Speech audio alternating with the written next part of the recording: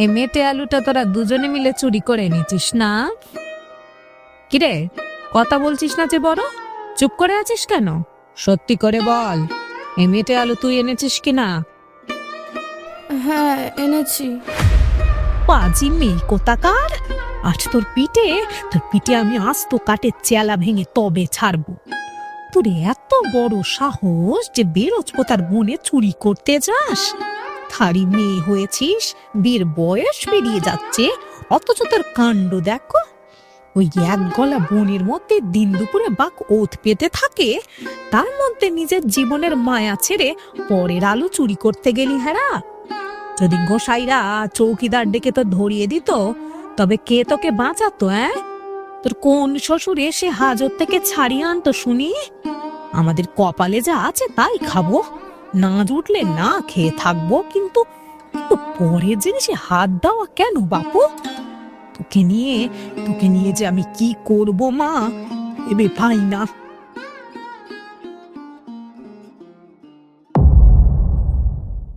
শুরু হচ্ছে বিভূতিভূষণ বন্দ্যোপাধ্যায়ের লেখা একটি বিখ্যাত গল্প, পুঁই মাচা। লেখককে সম্মান জানিয়ে আমরা গল্পের বিভিন্ন জায়গায় কিছু পরিবর্তন করেছি।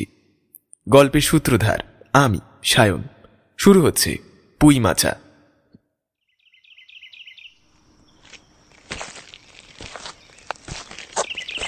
সহায় হরি চাটুচ্ছে উঠোনে পা দিয়েই স্ত্রীকে বললেন, দিননি, এই একটা বড় বাটি বা ঘটি কিছু হয় কিনা দেখো দিন।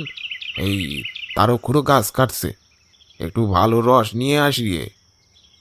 স্ত্রী অন্নপূর্ণা খড়ের রান্নাঘরের দাওয়ায় বসে শীতকালের সকালবেলায় নারকেল তেলের বোতলে ঝাড়ুর কাঠি ঢুকিয়ে আঙুলের সাহায্যে জমে থাকা তেলটুকু বার করে চুলে মাখছিলেন। স্বামীকে দেখে তাড়াতাড়ি গায়ের কাপড়টা একটু টেনে দিলেন মাত্র, কিন্তু বাটি বা ঘটি বের করে দেওয়ার জন্য বিন্দুমাত্র আগ্রহ তিনি দেখালেন না, এমনকি বিশেষ কোনো কথাও বললেন না। সহায় হরি অবাক হয়ে বললেন, কি হয়েছে, বসে রইলে কেন? দাও না একটা ঘটি। এইসব খেন্ডি টেন্ডিগুলো আবার কোথায় গেল? এই তুমি তেল মাখছো বলে কি শোবে না? অন্নপূর্ণা তেলের বোতল সরিয়ে স্বামীর দিকে কিছুক্ষণ তাকিয়ে রইলেন, তারপর অত্যন্ত শান্ত সুরে জিজ্ঞেস করলেন, তুমি মনে মনে কি ভেবেছ বলতে পারো? স্ত্রীর অতিরিক্ত শান্ত সুরে সহায় হরির মনে ভয়ের সৃষ্টি হল। তিনি বুঝলেন এটা ঝড়ের ঠিক আগের আকাশের স্থির অবস্থা মাত্র। তিনি মরিয়া হয়ে ঝড়ের অপেক্ষায় রইলেন। একটু আমতা আমতা করে বললেন, এই কেন বলো দিন, এই আবার কি হলো? দেখো, ঢং করো নে বলছি, ন্যাকামি না অন্য সময় করো। তুমি কি কিছু জানো না, নাকি খোঁজ রাখো না? কত বড় মেয়ে যার ঘরে, সে মাছ ধরে আর রস খেয়ে কাটায় কি করে? গায়ে কি গুজব রটেছে জানো? কেন, কি গুজব? আবার ওই চৌধুরীরা বুঝি তোমার কিছু বলছে? গুজব কি তা গিয়ে চৌধুরী বাড়িতেই শোনো গে। কে বলে দুলে পাড়া আর বাগদি পাড়ায় নিচু জাতের মানুষের সাথে আড্ডা দিলে কি আর ভদ্রলোকের সমাজে থাকা যায়? সমাজে বাস করতে গেলে সমাজের শাসন মেনে চলতে হয়। সমাজ? তা কি বলছে তোমার সমাজ? এক ঘরে করবে? হ্যাঁ, এক ঘরে করবে। কাল চৌধুরীদের চণ্ডী মণ্ডপে সব বসেছিল। স্পষ্ট কথা, আমাদের হাতে ছোঁয়া জল আর কেউ খাবে নেকো। আশীর্বাদ হওয়ার পর মেয়ের বিয়ে ভেঙে গেল। মেয়ে এখন ধাড়ি হয়ে ঘরে বসে আছে, অথচ বাপের ভূক্ষেপ নেই। গায়ের কোনো শুভ কাজে তোমাকে আর কেউ ডাকবে নেকো। যাও, এবার গিয়ে ওই দুলে বাড়িতেই পাত পেরে খাও গে। আরে রাখো দিন তোমার চৌধুরী, আমি থাকতে আমাদের আবার এক ঘরে করবে কেডা? সবাই মিলে একজোট হইছে, আর বাকি আছে কেবল ওই কালীময় ঠাকুর। দেখি ওরা কতদিন কি করতে পারে। কেন, তোমাকে এক ঘরে করতে কি খুব বেশি ক্ষমতা লাগে? তুমি কি কোনো মস্ত জমিদার? চাল নেই, চুলো নেই, এক করার মুরদ নেই। চৌধুরীরা তোমাকে এক চুটকিতে গেরাম ছাড়া করতে পারে। আর সত্যি তো মেয়ের বয়স কি আর থেমে আছে? বাইরে বয়স কমিয়ে বললে কি লোকের চোখ এড়ানো যায়? 15 বছর পার হয়ে গেল, অথচ তোমার কোনো হুঁশ নেই। আমি কি এখন নিজে পাত্র খুঁজতে বেরোবো? যতক্ষণ স্ত্রীর সামনে থাকবেন, স্ত্রীর গলার সুর কমার কোনো সম্ভাবনা নেই বুঝে সয়হরি দাওয়া থেকে তাড়াতাড়ি একটা কাঁসার বাটি তুলে নিয়ে পেছনের দরজার দিকে রওনা হলেন। কিন্তু দরজার একটু কাছে কি যেন দেখে হঠাৎ থেমে গেলেন এবং হঠাৎ আনন্দিত স্বরে বলে উঠলেন, ওরে বাবা, এসব কি রে খেন্তিমা, এসব করতে আনলি? ওরে বাবা, যে প্রায় 15 বছরের একটি মেয়ে আর দুটি ছোট মেয়েকে পেছনে নিয়ে বাড়িতে ঢুকল। তার হাতে এক বোঝা পুঁইশাক, ডাঁটাগুলো মোটা আর হলদেটে। দেখে মনে হয় কেউ পাকা পুঁই গাছ উপড়ে উঠোনের জঙ্গল পরিষ্কার করছিল। মেয়েটি তাদের সেই জঞ্জাল প্রাণপণে তুলে নিয়ে এসেছে। ছোট মেয়ে দুটি একজনের হাত খালি, অন্যজনের হাতে গোটা 2-3 পুঁই পাতায় জড়ানো কিছু একটা। বড় মেয়েটি খুব লম্বা, গোলগাল চেহারা, মাথার রুক্ষ অগোছলো চুল বাতাসে উড়ছে, মুখখানা বড়, চোখ দুটো ডাগর ডাগর আর শান্ত। সস্তা কাঁচের চুড়িগুলো একটা সেফটি পিন দিয়ে আটকে রাখা। এই বড় মেয়েটির নামই বোধ হয় খেন্তি। দেখো বাবা, কেমন হয়েছে? ওই ঘাটের ধারে রায় কাকা গাছগুলো উপড়ে উঠোনের বেড়া পরিষ্কার করছিল। আমি দাঁড়িয়ে দেখছিলাম। কাকা বললে ফেলেই তো দেব, তুই নিয়ে যাবি রে খেতে। আমি আর দেরি করিনি বাবা, একদম সব কটা টেনে নিয়ে এলাম। বেশ করেছিস রে মা, বেশ করেছিস। রায় কাকার উঠোনে সার তো ভালো, তাই পুঁইগুলো একদম মাখনের মতো হবে। কিন্তু মা, এই শুধু ডাঁটা চিবিয়ে কি সকাল কাটবে? ও বাবা, সে চিন্তা কি আর আমি করিনি। এই দেখো, গয়া পিসির কাছ থেকে এই চিংড়িগুলো নিয়ে এলাম। জানো বাবা, গয়া পিসি তো প্রথমে হাতটা উঁচিয়ে তেড়ে এলো, বললে তোর বাপের কাছে আগে 2 পয়সা বাকি, আবার মাছ নিতে এসেছিস। মানে তা পিসিকে বললি নে যে ও 2 পয়সা আমি দিয়ে দেবো? বললাম তো, আমি বললাম পিসি, বাবা কি তোমার 2 পয়সা নিয়ে বিলেত চলে যাবে? এই তো কাল নয় পরশু দিয়েই দেবে। পিসি গজগজ করতে করতে এই কটা চিংড়ি দিল। বাবা, এই মাছ দিয়ে আর এই রাঙা আলু দিয়ে যদি পুঁই চচ্চড়ি হয়, তবে 1 থালা ভাত এমনি উঠে যাবে। কি বলো? একদম ঠিক কথা বলছিস রে মা। এই তুই হলি আমার সুযোগ্য মেয়ে। তোর মা তো ভেতরে বসে কেবল চৌধুরীদের গোষ্ঠীর ষষ্ঠী পুজো করছে, এক ঘরে করবে, সমাজ থেকে তাড়িয়ে দিবে, এইসব ভয় দেখাচ্ছে আমার। আরে এই পুঁই চচ্চড়ি আর গরম ভাত পেলে 1 ঘর কেন 10 ঘর থেকেও যদি তাড়ায় দেয়, তাতেও আমার কোনো দুঃখ নাই। মা বুঝি খুব রেগে আছে বাবা? আরে দূর, আগে পেট পূজা, তারপর ওসব হবে কর। তুই বরং যা, আমি যাই কি এই তারও খুঁড়োর ওখান থেকে 1 বাটি টাটকা রস নিয়ে আসি গে। ওই নলেন গুড়ের গন্ধওয়ালা রস আর পুঁই শাক, আজ দিনটা না একেবারে একদম জমে যাবে। কি বলিস?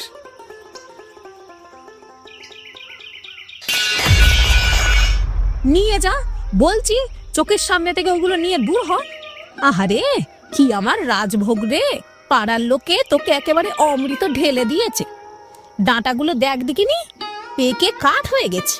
কাল সকালে ওগুলো ওরা আস্তা করে ফেলে দিত, সেটা জানিস? তোর মতো লোভী মেয়ে পেয়েছে বলেই তো যত আবর্জনা তোর ঘাড়ে চাপিয়ে দিয়ে ওরা পুণ্যি কিনেছে। খেন্তি কোনো কথা বলল না। তার ডাগুর ডাগুর চোখ দুটো মাটির দিকে নিবদ্ধ।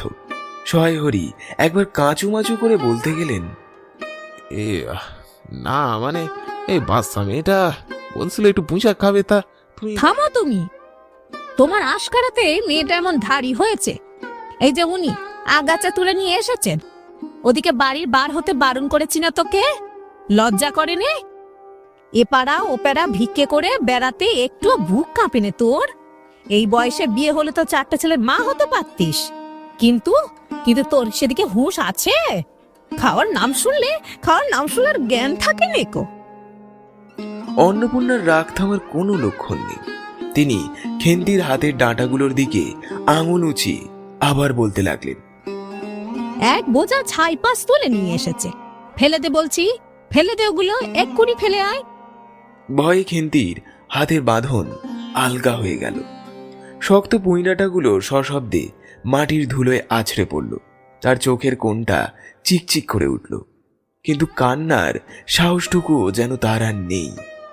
অন্নপূর্ণা ছোট মেয়ে রাধিকে ডেকে বললেন, যা তো রাধি, ওই আপদগুলোকে টেনে নিয়ে খিড়কির পুকুরের ধারে ফেলে দিয়ে আয়। আর শোন খেন্তি, ফের যদি তোকে পাড়ার মধ্যে টোটো করে ঘুরতে দেখেছি, তবে তোর ঠ্যাং যদি আমি খোঁড়া না করি, তবে আমার নামও অন্নপূর্ণা নয় কো। মেয়ে মানুষের আবার কত খাওয়ার নোলা কিসের? ছি! বোঝাটা মাটিতে পড়েছিল। ছোট মেয়েটি কলের পুতুলের মতো সেগুলো তুলে নিয়ে খিড়কির দিকে রওনা দিল। কিন্তু ছোট মেয়ে অত বড় বোঝা আঁকড়ে রাখতে পারল না। অনেকগুলো ডাঁটা এদিক ওদিক ঝুলতে ঝুলতে চলল।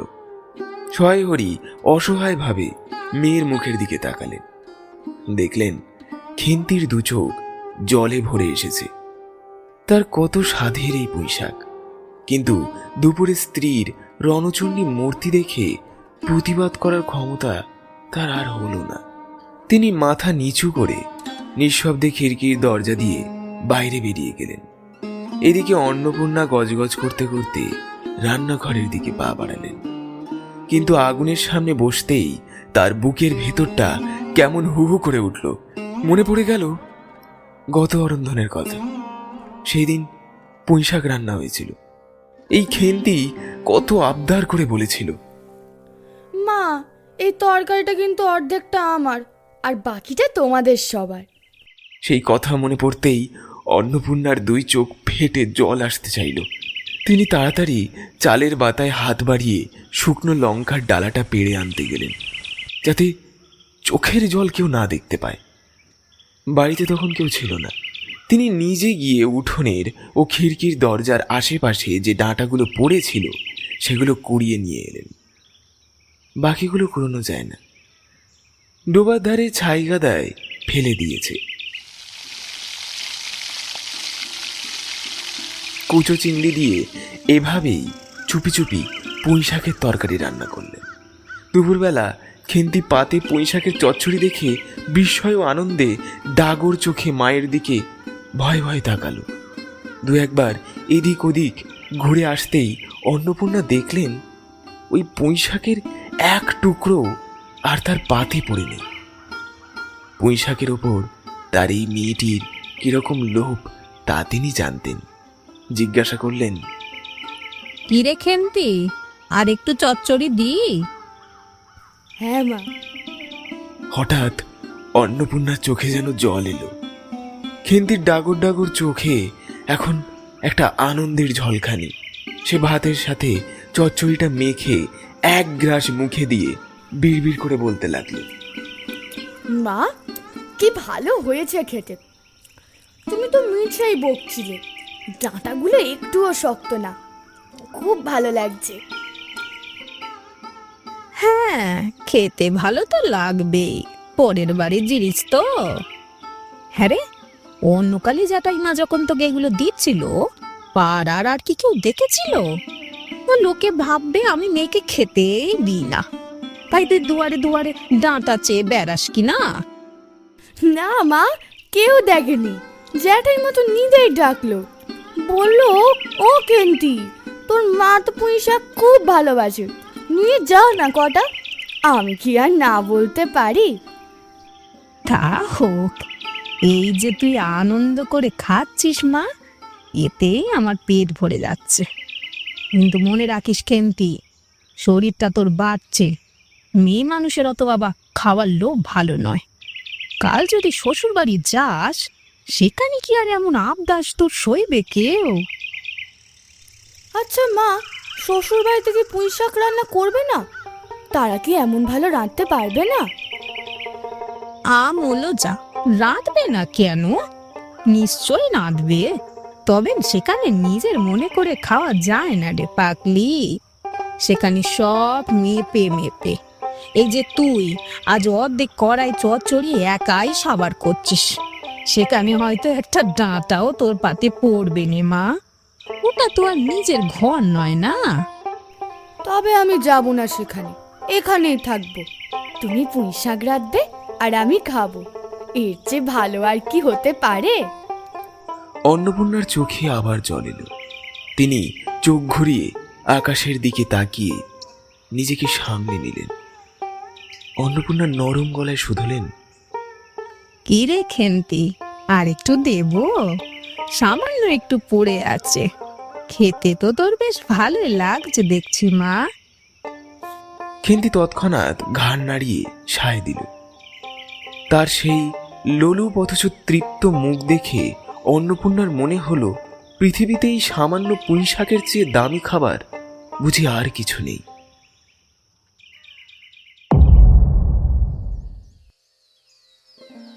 বিকেলে ম্লান আলো এসে পড়েছে কালীময়ের চণ্ডী মণ্ডপে।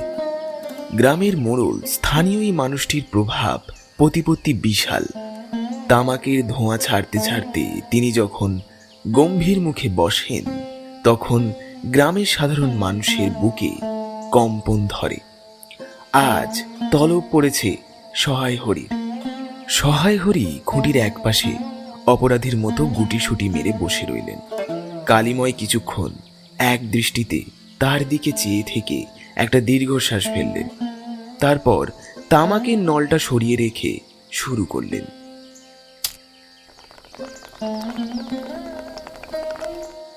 বলি, সেসব দিন কি আর আছে ভায়া?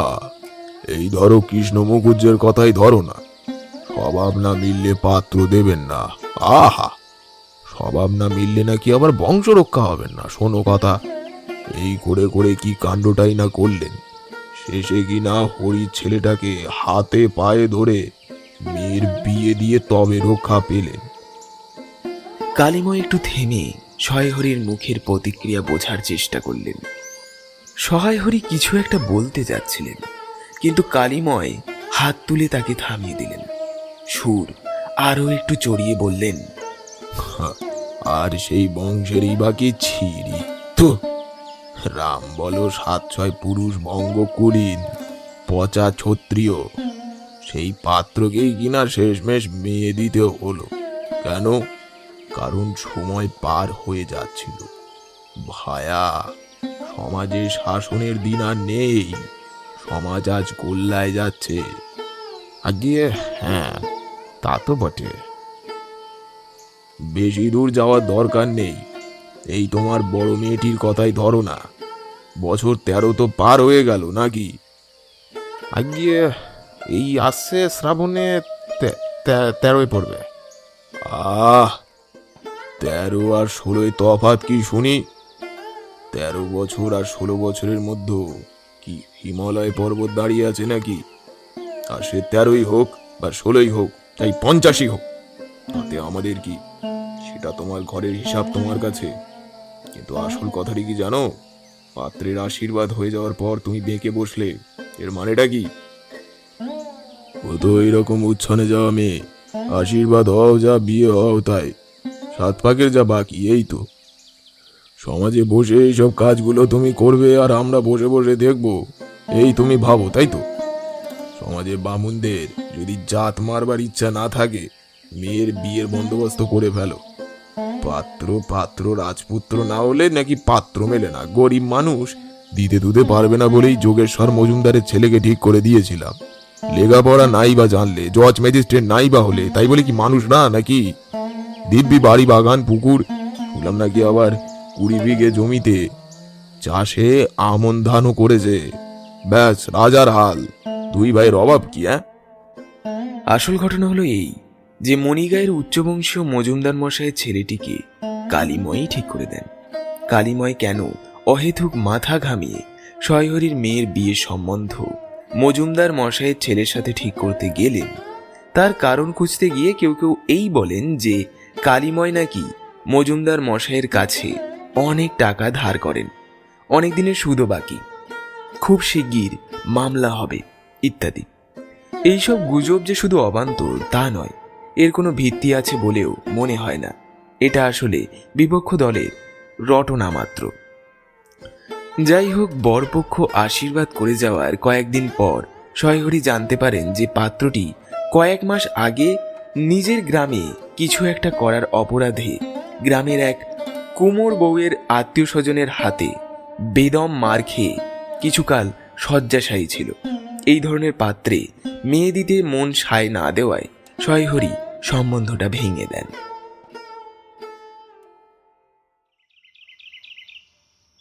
দুই একদিন পরের কথা, সকালবেলা সয়হরি উঠোনের বাতাবি লেবু গাছের তলায় কচি রাঙা রোদটুকু পিঠে নিয়ে বসে তামাক খাচ্ছিলেন। আশেপাশে কেউ নেই বুঝে বড় মেয়ে খেন্তি পা টিপে টিপে এগিয়ে এলো।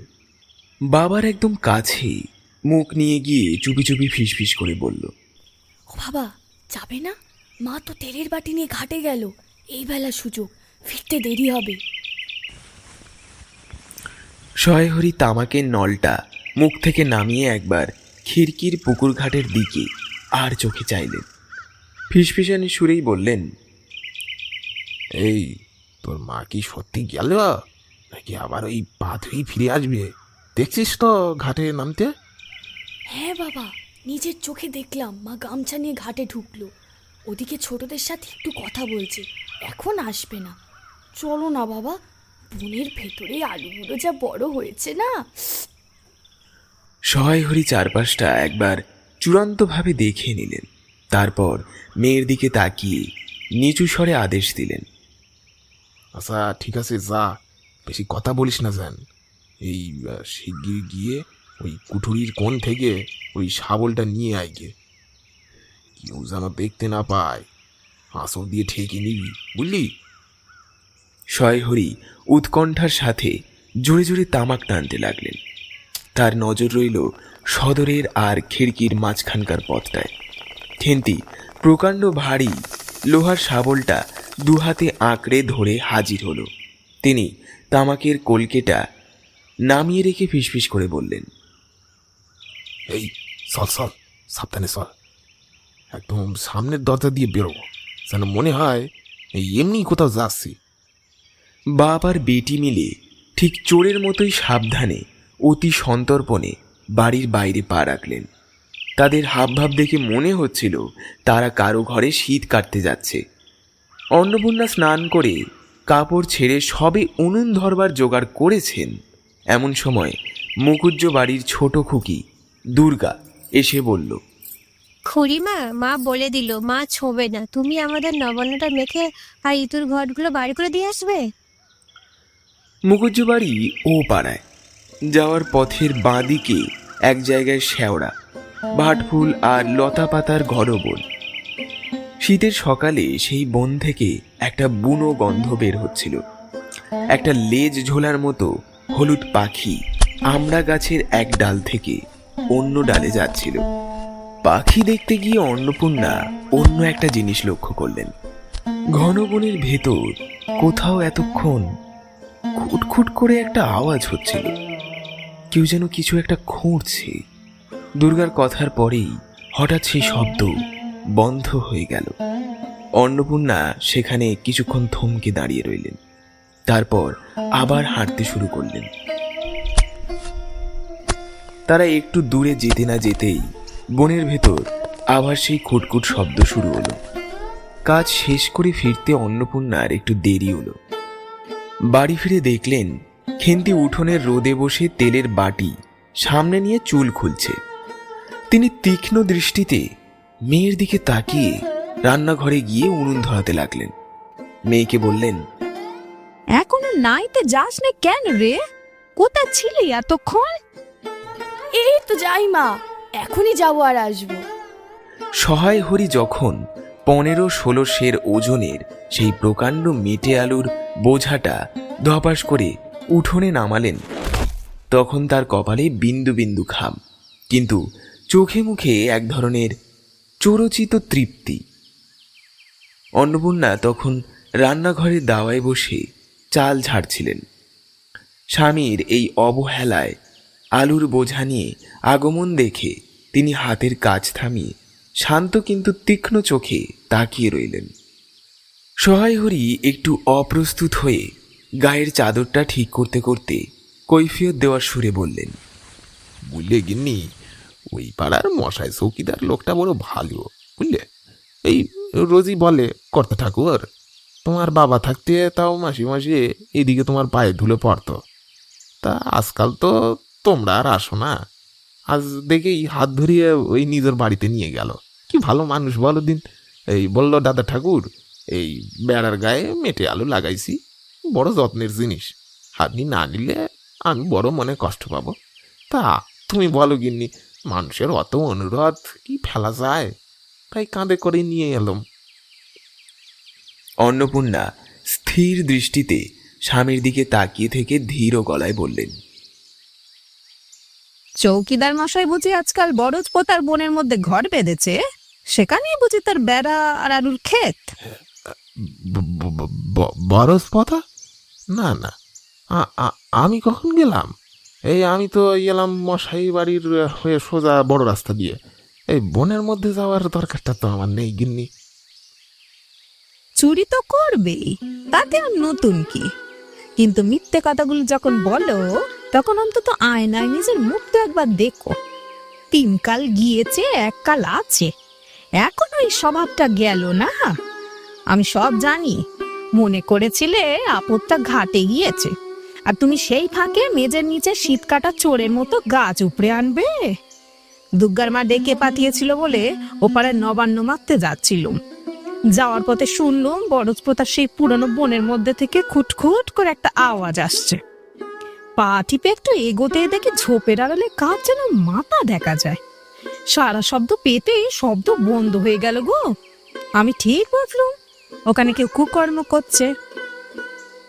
আমি একটু দূরে গিয়ে দাঁড়ালাম, অমনি আমার সেই খুটখুট করে শব্দ শুরু হলো। আমার বুঝতে বাকি নেই ওটা কার কীর্তি। তোমার তো ইহকালও নেই, পরকালও নেই। চুরি করো, ডাকাতি করো, যা ইচ্ছে তাই করো গো। পরের বাগানে উজাড় করতে তোমার হাত কাঁপেনি জানি, কিন্তু ওইটুকু মেয়েটাকে কেন সাথে নিয়ে গিয়েছিলে? ওর মাথায় ওই কুপবৃত্তি কেন ঢোকাচ্ছ তুমি? মা হয়ে কি চোখে আঙুল দিয়ে এসব দেখতে পারি? আহা, তুমি ওর ওপর চড়ছো কেন? ও তো কেবল দেখতে গিয়েছিল, আর ওটা তো কারোর বাগান নয়, ও তো সরকারি জঙ্গল বললেই চলে। ওই কত লোক কত কি নেয়, তাতে দোষ হয় না? আর আমি গেলেই দোষ? দোষ গুণের বিচারের ক্ষমতা কি তোমার কাছে?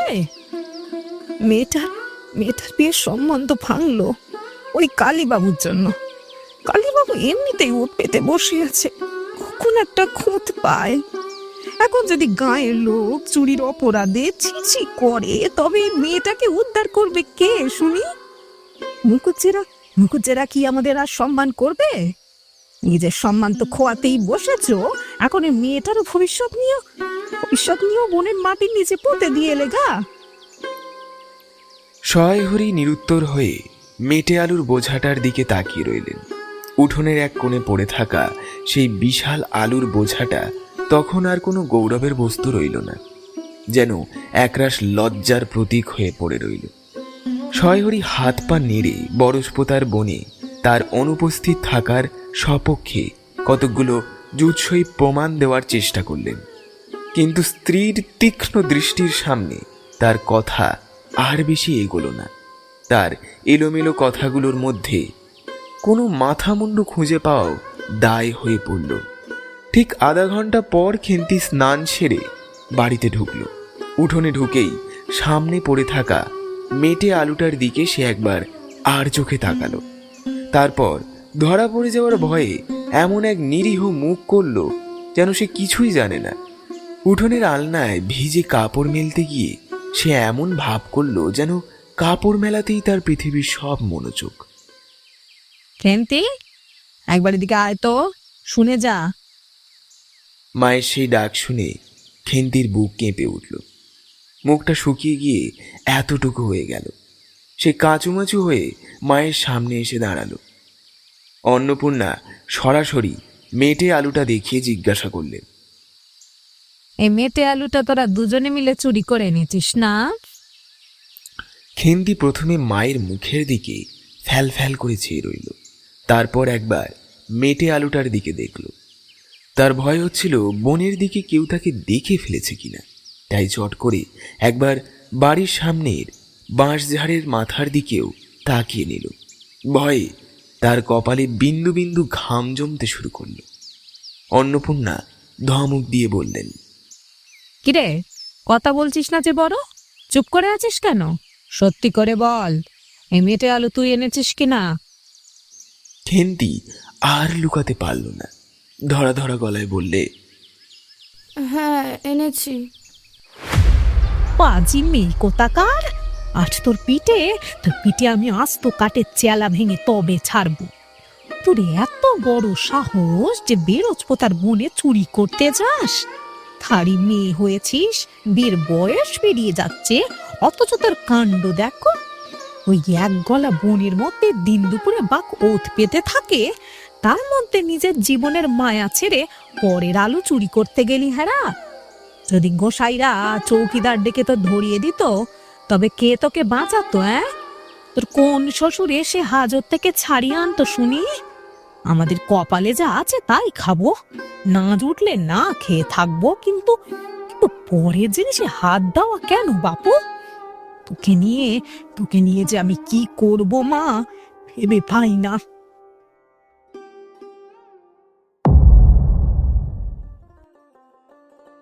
এর 2-3 দিন পর একদিন বিকেলবেলা খেন্তি ধুলোমাটি মাখা হাতে হন্তদন্ত হয়ে মায়ের কাছে এলো। হাসি মুখে ডাকলো, মা, ও মা, চট করে দিকে এসো তো, একটা জিনিস দেখবে।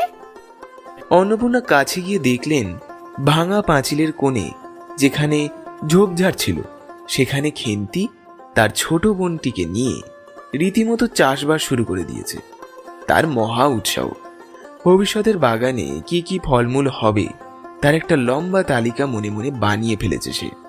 আপাতত বাস্তবে দেখা যাচ্ছে একটা রোগা পুঁইশাকের চারা, সেটাকে আবার একটা কাপড়ের টুকরো দিয়ে এমনভাবে কঞ্চির সাথে বেঁধে রাখা হয়েছে যে দেখে মনে হচ্ছে ফাঁসি হওয়া কোনো আসামি ঝুলে আছে। অন্নপূর্ণা হেসে ফেলে বললেন, দূর পাগলি, এখন কি কেউ পুঁইশাকের চারা লাগায়? এখন তো চৈত্র মাস, রোদে পুড়ে সব ছাই হয়ে যাবে বাবা। এসব বর্ষাকালে লাগাতে হয় মা। কেন মরবে মা? আমি তো রোজ নিয়ম করে জল ঢালবো। আচ্ছা বেশ, দেখ তবে বাঁচে কিনা। আজকাল তো রাতে বেশ শিশির পড়ছে, হয়তো টিকে গেলেও যেতে পারে।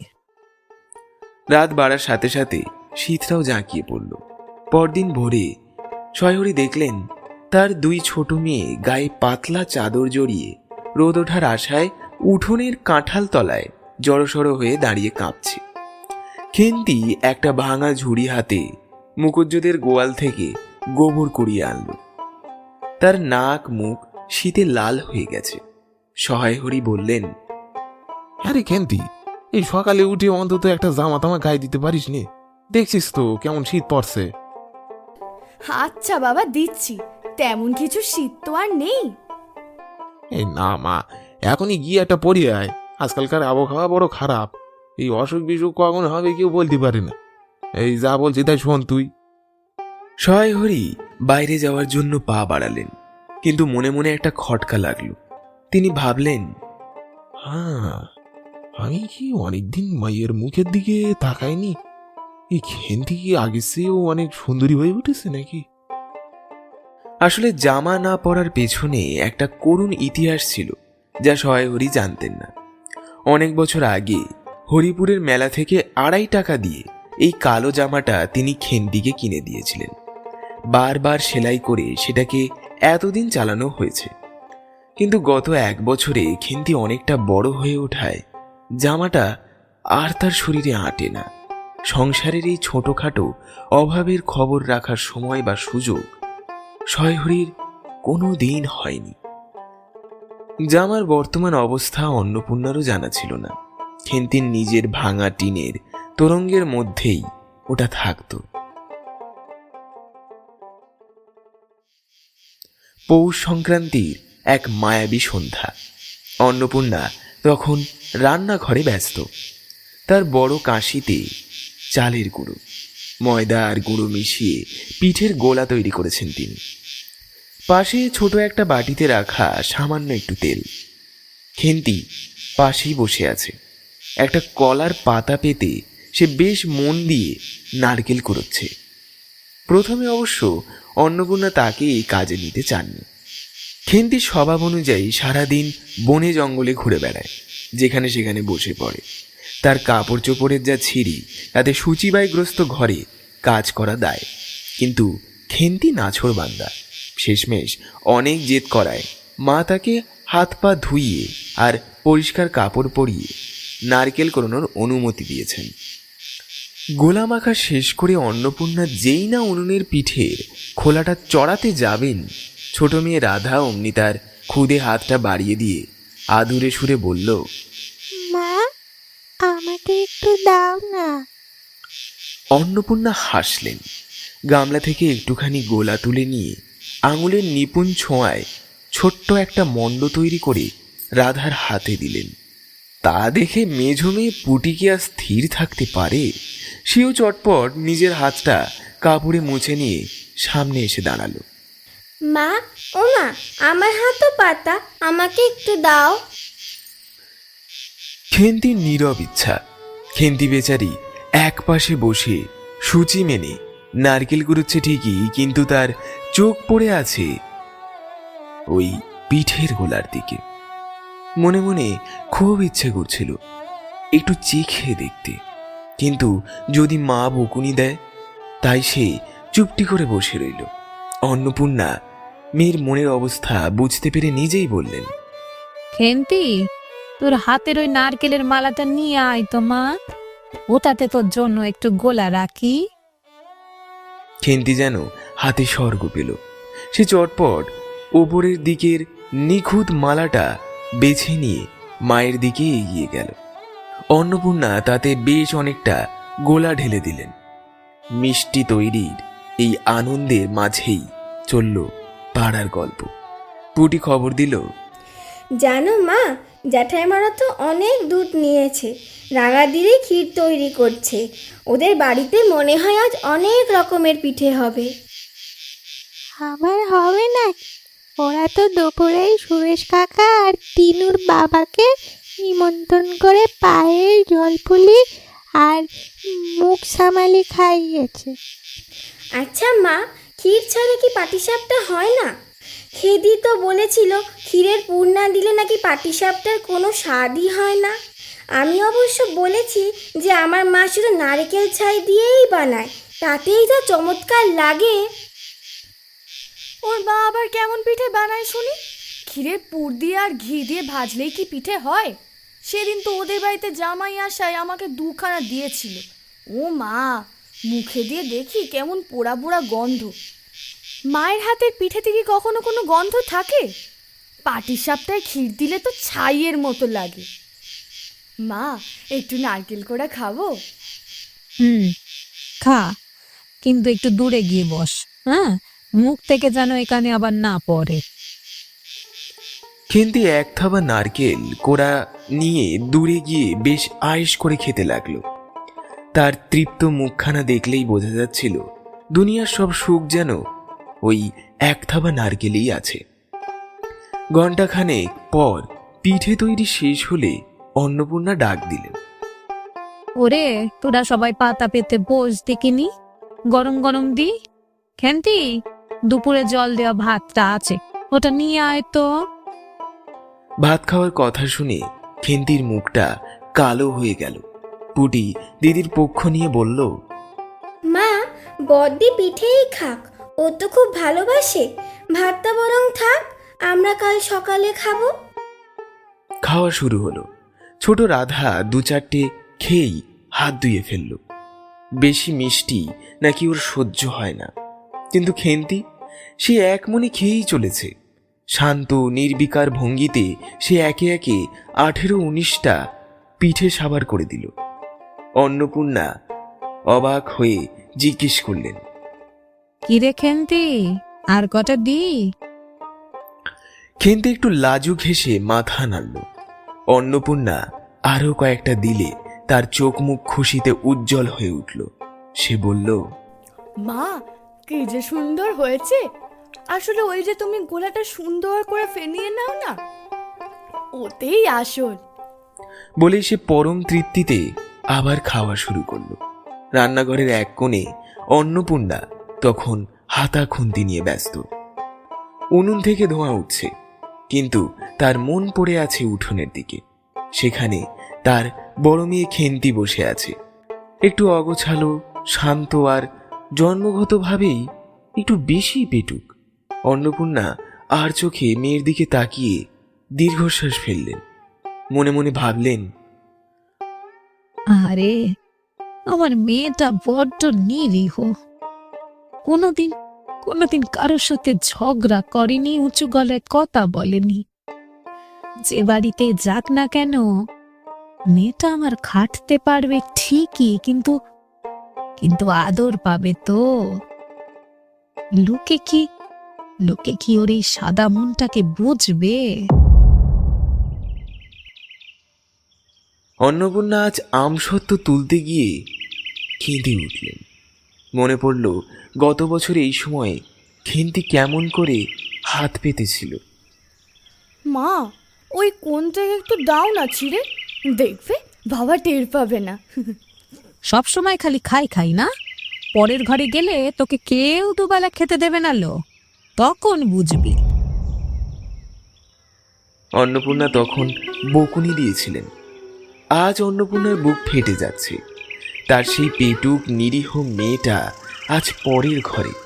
তাকে কি কেউ ভালোবেসে এক টুকরো আমসত্ত্ব দেয়, নাকি সেখানেও সে শুধু বকুনি খায়? বৈশাখ মাসের সেই দিনটার কথা ভাবলে আজও অন্নপূর্ণার নিঃশ্বাস বন্ধ হয়ে আসে। সয়হরির এক দুঃসম্পর্কের আত্মীয়ের মারফতে সম্বন্ধটা এসেছিল। পাত্রের বয়স একটু বেশি, বছর 40। আগে একবার নাকি বিয়ে করেছিলেন, স্ত্রীগত হয়েছেন, কিন্তু পাত্রটি জাঁদরেল। সিলেটে চুন আর ইটের ব্যবসা করে নাকি অনেক টাকা কামিয়েছেন। শহরে নিজের পাকা বাড়ি। সয়হরি অন্নপূর্ণাকে বুঝিয়েছিলেন, শোনো, আমাদের অবস্থা তো তুমি দেখছ। এই ভাঙা ঘরে কিছুই জোটে না। এমন পাত্র ছাড়া এই খেন্তির বিয়ে দেওয়া অসম্ভব। একটু বয়স বেশি তো কি হয়েছে বলো দিন, মেয়েটা অন্তত রাজরানী হয়ে থাকবে। বিয়ের দিন খেন্তিকে যখন সাজানো হলো, অন্নপূর্ণার চোখে জল আর বাদ মারল না। খেন্তি তো কিছুই বোঝে না। সে শুধু জানতো মা বলছে বিয়ে হলে অনেক ভালো হবে। কিন্তু পালকি যখন দোরগড়ায় এসে দাঁড়ালো, তখন মেয়েটার বুক কেঁপে উঠল। পালকিতে ওঠার সময় খেন্তি অন্নপূর্ণার হাতটা শক্ত করে চেপে ধরল। পালকি চলতে শুরু করলো। বেহারারা যখন গ্রামের মেঠো পথ দিয়ে আমলকি গাছের তলা দিয়ে যাচ্ছিল, অন্নপূর্ণা দেখলেন পালকির একপাশে খেন্তির সেই সস্তা দামের বালুচরি শাড়ির আঁচলটা বাইরে ঝুলে আছে।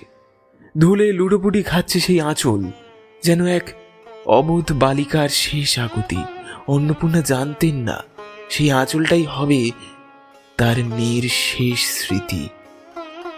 সময় বয়ে গেছে, আষাঢ় পার হয়ে আবারও আষাঢ় এসেছে। বর্ষার মেঘে আকাশ ঢাকা, চারিদিকে ব্যাঙের ডাক আর ঝিঁঝি পোকার শব্দ। ঘরের জরাজীর্ণ দাওয়ায় বসে তামাক সাধছিলেন সহায় হরি। পাশে প্রতিবেশী বিষ্ণু সরকার। গ্রামের পরিস্থিতি ভালো নয়, মানুষের অভাবনাটুন নিত্য সঙ্গী। বললে বিষ্ণু ভাইয়া, দুনিয়াটা বড়ই আজব জায়গা। মানুষ যা চায় তার উল্টোটাই ঘটে। ভেবেছিলাম মাইয়াটাকে বড় গাড়ি দিলাম, শান্তিতে থাকবি কোন, কিন্তু শান্তি আর কোথায় বলো দিন। কেন হে সহায় হই, খবর কি? এই খেন্তি মাকে তো আষাঢ়ে নিয়ে আসার কথা ছিল। 1 বছর হয়ে গেল, মেয়েটাকে তো একবারও দেখলাম না। তা তুমি বলো আনবো কি করে? ওরা কি মানুষ? ওরা তো পিশাচ। বিয়ের সময় নগদ 250 টাকা বাকি ছিল, সেই টাকা আমি জোগাড় করতে পারিনি।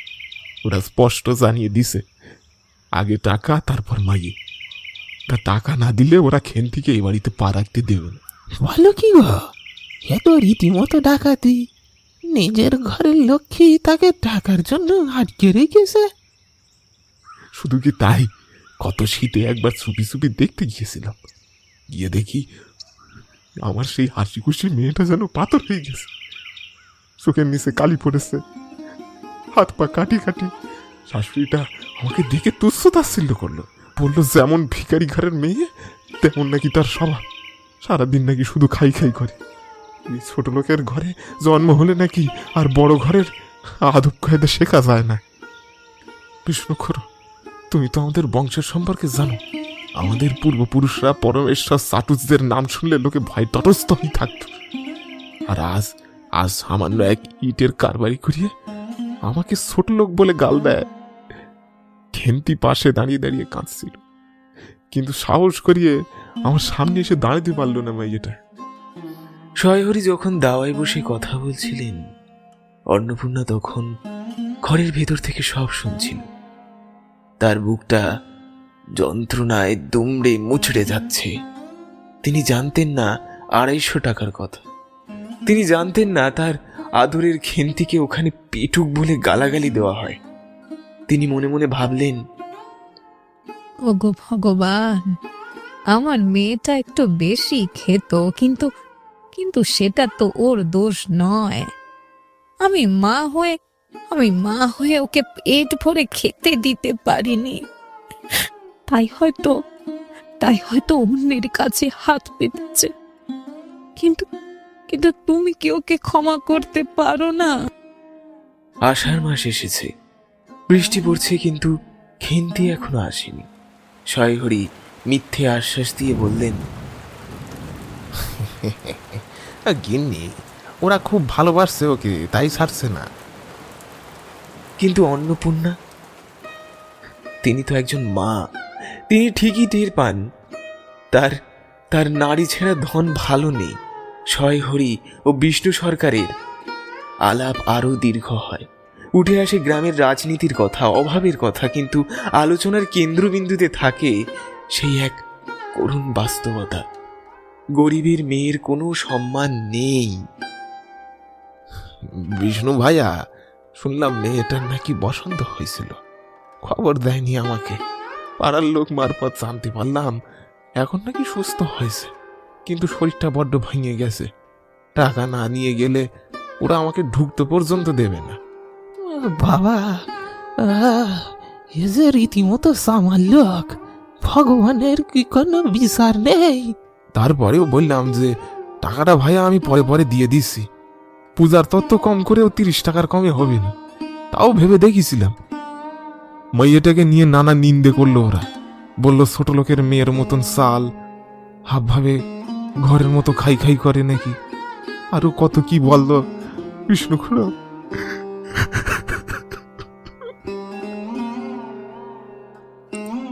সয়হরি হঠাৎ কথা বন্ধ করে জোরে জোরে মিনিট কতক ধরে হোকরে টান দিতে লাগলেন। কিছুক্ষণ দুজনের কোনো কথা শোনা গেল না।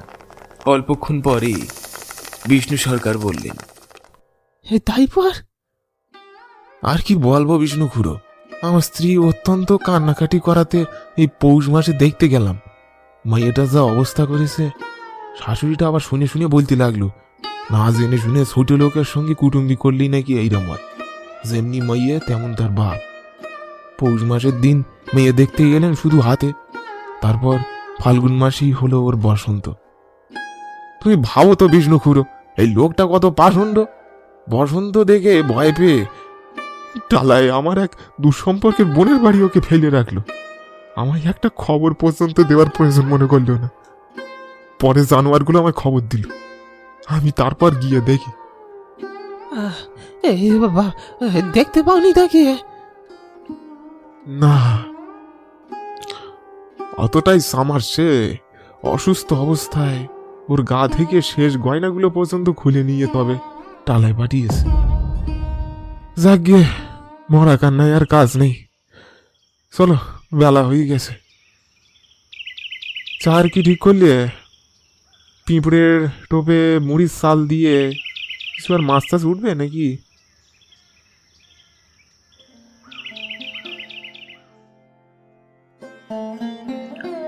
তারপর বেশ কয়েক মাস কেটে গেছে। আজ পৌষ পার্বণ। এবারের শীতটা যেন হাড় কাঁপানো। গ্রামের বুড়ারাও বলা বলি করছেন, এমন হাড় জমানো ঠান্ডা নাকি তারা বাপ দাদাদের আমলেও দেখেনি। সন্ধ্যার ঝাপসা অন্ধকারে রান্নাঘরের কোণে বসে অন্নপূর্ণা সরু চাকলি পিঠার চালের গোলা তৈরি করছেন। উনুনের লাল আভায় তার মুখটা ম্লান দেখাচ্ছে। পাশে বসে আগুন পোহাচ্ছে পুটি আর রাধি। রাধি উনুনের আরো কাছে ঘেঁষে বলল, মা, গোলাটা বড্ড ঘন হয়ে গেছে না? আর একটু জল দাও, নইলে পিঠা শক্ত হয়ে যাবে। পুটি পাশ থেকে ফিসফিস করে বলল যে মা আরেকটু নুন দেবে কিনা, নুন না দিলে নাকি তার ভালো লাগে না। আর অন্যদিকে রাধি আগুনের দিকে একটু ঝুঁকে পড়েছে। অন্নপূর্ণা তখন যেন ঘোরের মধ্যে ছিলেন। হঠাৎ ধমক দিয়ে রাধিকে তিনি উনুনের থেকে দূরে সরিয়ে দিলেন। গোলা তৈরি হলো। গরম খোলায় প্রথম পিঠেটা পড়তেই তার সুন্দর ঘ্রাণ চারিদিকে ছড়িয়ে পড়ল। মিষ্টি আঁচে পিঠেটা টোপের মতো ফুলে উঠতেই পুটির চোখ দুটো ঝিকঝিক করে উঠল। সে বলল, মা যেন প্রথম পিঠেটা তাকে দিয়ে দেয়। সে চট করে বাগানের কোণে ষষ্ঠীতলায় দিয়ে আসবে।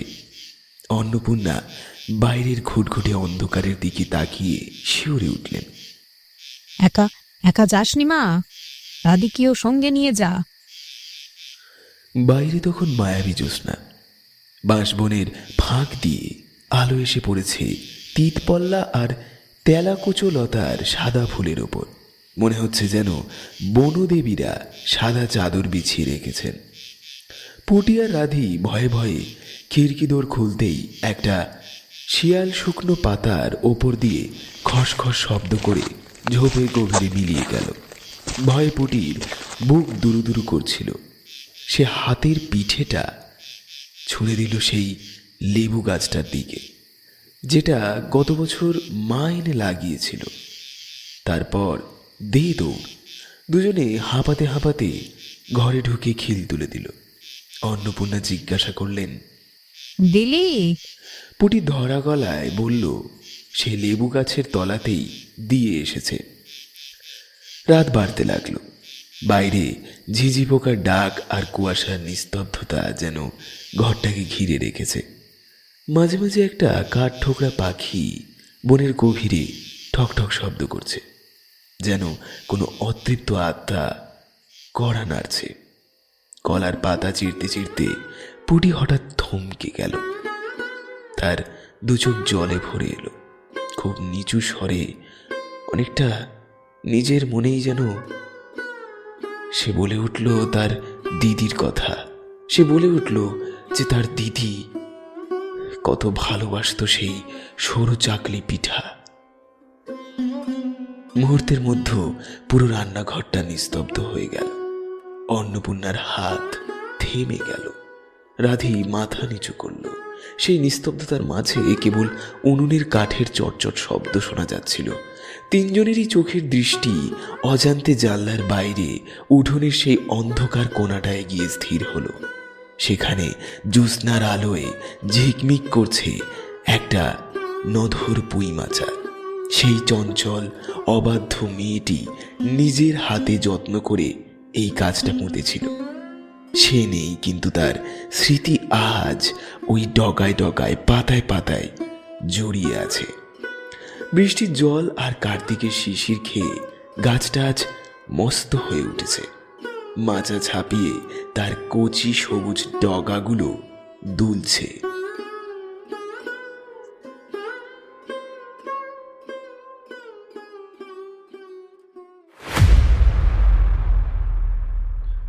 শুনছিলেন বিভূতিভূষণ বন্দ্যোপাধ্যায়ের লেখা পুঁই মাচা। যদি এখনো আমাদের চ্যানেলটিকে সাবস্ক্রাইব না করে থাকেন তাহলে অবশ্যই সাবস্ক্রাইব করবেন মন্টুলের আড্ডাখানা, আপনার গল্পের আড্ডাখানা। দেখা হচ্ছে পরের গল্পে। ততদিন ভালো থাকবেন, সুস্থ থাকবেন।